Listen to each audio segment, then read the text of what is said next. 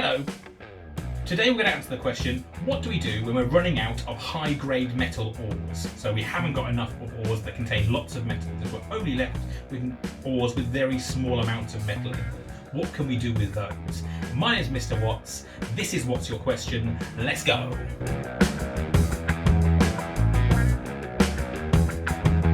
To begin with, then, I placed 3 starter questions for you here. They are, what is the Reactivity Series? To name 2 methods we could use to extract metals from their ores, and then explain, when referring to the Reactivity Series, why we need to use each of those different extraction methods. Pause the video here, have a go at answering the questions for me, please.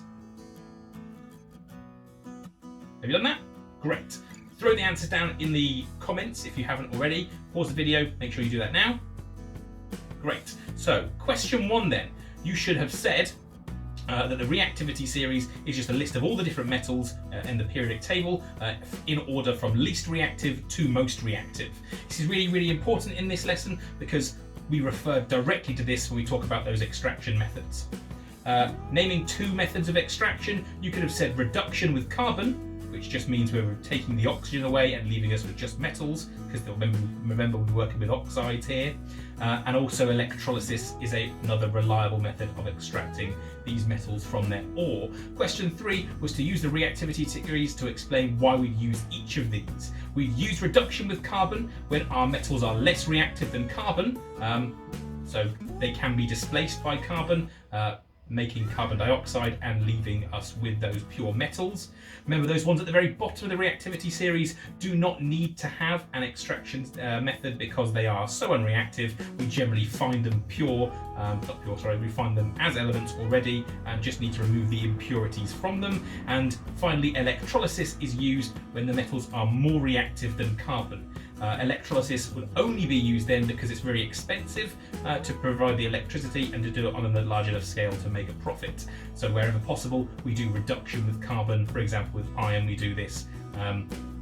But things like potassium are too reactive for that to happen, so we have to use processes like electrolysis. My objectives for you today then are to describe what phytomining is, to describe what bioleaching is, and explain the advantages and disadvantages of these different processes as well. When mines run dry and when we're starting to run out of or we've used up all of the metal in an ore, we've extracted as much of it as we can, we are generally left with, instead of high-grade ores that contain lots of specific metals that we need, we are left with low-grade ores. So ores that have very, very small amounts of metals inside them that we need to extract. Now, our usual methods of extraction on these would yield very small amounts of the metal, so we need some different methods of extracting as much metal from these as we can to first one of these is called bioleaching. Now, bioleaching uses bacteria to extract the metals from the ground, the soil near to the mines that we're using. We would place the bacteria onto it, and the bacteria do what's called oxidizing iron and sulfate ions. And this produces sulfuric acid. The sulfate ions leaking into nearby water produces sulfuric acid. This sulfuric acid reacts with the metals in the soil and in the rocks nearby, releasing metals, and it produces like a solution that is full of these useful metal ions that we want. We call this solution full of these ions a leachate solution, and we can extract our metals from this using processes like electrolysis to pull the metals out of the liquid.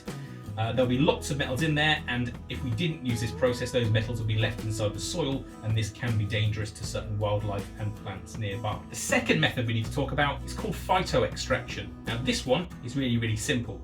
You need to know about certain types of plants which we call hyperaccumulators. Now, the name itself means they do something in large amounts and they accumulate, they gather things together. And they're called this because if they're growing on nutrient-rich soil, with the metals inside of it, they will absorb those metals through their roots and they will store them inside the plants themselves. So we plant these hyperaccumulators on the ground where these ores are found. The plants then become full of these metals that we need and become like an ore in themselves. So all we then do is dig these plants up, and we then go and burn these plants, leaving us behind only with the metal inside the ash that's produced. And we can then use processes like smelting, where we heat it and we melt it again to extract those metals from the ash that's produced and then use the metals where we need to use them. So that's another way we can extract those metals from ores that don't have a lot of metal inside them. Like any process, there are advantages and disadvantages to this. The good things are that it requires very low energy. You're planting a plant, you're just throwing some bacteria onto the soil and waiting for it to happen. It's also reasonably cheap, but it is reasonably cheap, and there's not really any pollution given off from it as well. We use up the low-grade ores that otherwise wouldn't be able to be used, because we couldn't use reduction with those because of the very small amount of metal inside of them, and also they're nearly carbon neutral. This means that overall they're not going to release any more carbon dioxide into the air than there already is. The problems with this are that it's very, very slow. You've got to wait for a plant to grow, you've got to wait for the bacteria to do its job, which means it takes a long time to get a profit from these. You're also going to produce small amounts of these metals, but you are going to produce some metal in conditions where you may normally not be able to produce any at all. It's also, in some cases, dangerous to surrounding environments. Those leachate solutions can be very, very, very dangerous. The sulfuric acid that's produced by the bacteria definitely is very dangerous. Thanks very much for watching. Make sure you stay safe, stay alert, stay curious, and subscribe.